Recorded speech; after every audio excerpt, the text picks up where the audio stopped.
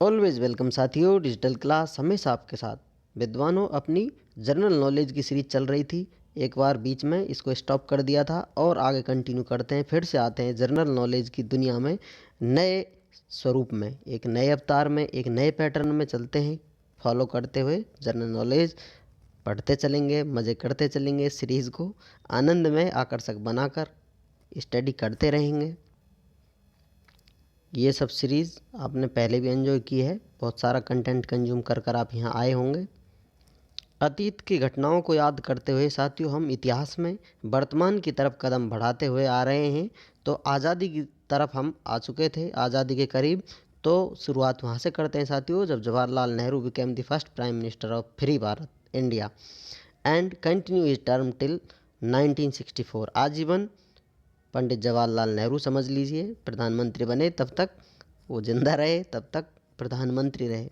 Earlier a constitute assembly was form in July. बाद में constitute assembly जुलाई में फॉर्म की गई to frame constitution of India, Bharat का संविधान स्थापित करने के लिए। और doctor Rajendra Prasad was elected its president. तो अध्यक्ष राजेंद्र प्रसाद, डॉक्टर राजेंद्र प्रसाद को अध्यक्ष चुन लिया गया। प्रेसिडेंट कह सकते हैं आप उसे, जो राष्ट्रपति होता है, बाद में बनी जाएंगे। द कॉन्स्टिट्यूशन ऑफ इंडिया बाज adopted by the constitute assembly के द्वारा कॉन्स्टिट्यूशन ऑफ इंडिया अडोप्ट कर लिया गया ऑन 26 नवंबर 1949। असेंबली के द्वारा कब अडोप्ट कर लिया गया? 26 नवंबर 1949 को। मान लिया कि हाँ सब ठीक है। On January 26 1950 the constitution come into force. और 26 जनवरी 1950 से संविधान पावर में आ गया।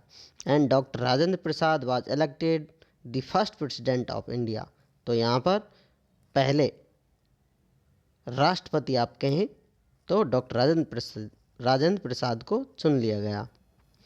तो समझ लीजिए हिंदुस्तान की गाड़ी चल चुकी थी। India is the largest democracy in the world. तो पॉपुलेशन बहुत ज़्यादा है हमारे हिंदुस्तान की, तो यहाँ पर लोकतंत्र भी सबसे बड़ा होगा। तो दुनिया का सबसे बड़ा लोकतंत्र है हिंदुस्तान का। Before it's independence India was never a single country. आज़ादी से पहले सिंगल कंट्री के रूप में इंडिया नहीं था, भारत नहीं था। But a bunch of different entities, लेकिन अलग अलग सत्ताओं में बिखरा हुआ था, छोटे छोटे झुंडों में, समुदायों में कह सकते हैं आप, या कह सकते हैं पावरफुल एरिया जोन स्टेट में बटा हुआ था। और आज़ादी के बाद सारी चीज़ों को जोड़ लिया गया। कुछ साथ थे, कुछ साथ नहीं थे, तो कॉन्ट्रैक्ट साइन कर कर सभी को साथ मिला लिया गया और इस प्रकार से भारत अपने पूर्ण स्वरूप में आया। इम्पॉर्टेंट प्लेसेस, अब बात कर लेते हैं साथियों इतिहास से जुड़े हुए कुछ मुख्य स्थानों के बारे में। कुछ जगह हैं जो गवाह हैं पिछले समय की, अतीत की, कहें इतिहास की, जो अपने आप में जीता जागता उदाहरण है, सबूत हैं और बताते हैं कि हम उस ज़माने से अभी तक ऐसे हैं। कुछ धरोहरों को संजो कर रखा हुआ है, स्थानों का नाम जुड़ा हुआ है इतिहास से। तो उन्हीं में से हैं अरिकामेडू। इम्पोर्टेंट प्लेस में फर्स्ट हम स्टडी करने वाले हैं Arikamedu. It was a sea port.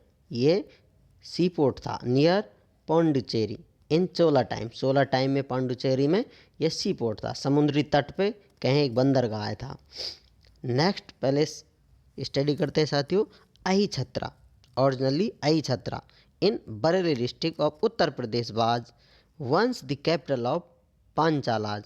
तो ये कभी पांचालाओं की कैपिटल हुआ करता था, अही छत्रा, बरेली डिस्ट्रिक्ट उत्तर प्रदेश में। अब यदि नेक्स्ट प्लेस की बात की जाए साथियों आई होल इन कर्नाटका। ये कहाँ है साथियों? कर्नाटका में है। Contains chief site of Chalukyan architecture.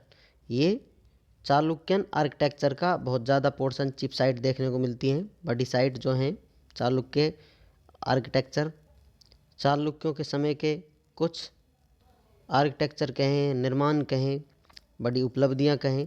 Nearly 70 structural stone temples, लगभग 70 पत्थरों के बने मंदिर। Important in the development of Hindu architecture and sculpture, जो कि इम्पोर्टेंट है साथियों हिंदुओं के आर्किटेक्चर इस और जो अपना स्कल्पचर है, जो हिंदुओं को जोड़ता है या उस समय से कनेक्ट कर कर हिंदू आज तक भी बनाते हैं, या फिर उस समय में उस आर्किटेक्चर में मंदिर डेवलप किए जाते थे।